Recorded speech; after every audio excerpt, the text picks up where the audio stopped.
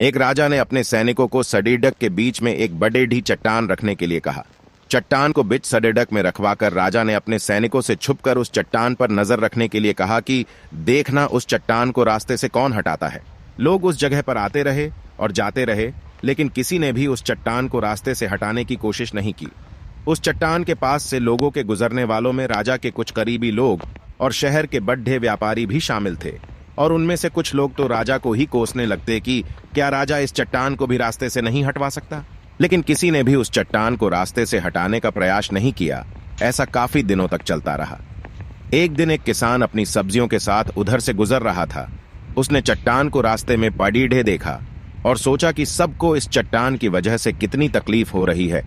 उसने अपनी मजबूत लाठी से उस चट्टान को एक तरफ धकेलने की कोशिश शुरू कर दी, जिसमें लिखा था कि ये सोने के सिक्के उनके लिए है जो इस चट्टान को रास्ते से हटाएगा।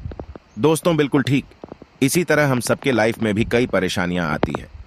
कुछ लोग उन परेशानियों से बचकर निकल जाते हैं और कुछ रास्ता बदल देते हैं, और चंद लोग ठान लेते हैं उन परेशानियों का हल निकाल लेने की, और ऐसे ही लोग मुश्किलों में संभावनाएं और संभावनाओं में छिपे अवसर खोज लेते हैं। मजबूत इरादे और नेक दिल के साथ किए गए कोशिशों के परिणाम हमेशा ही अच्छे आते हैं।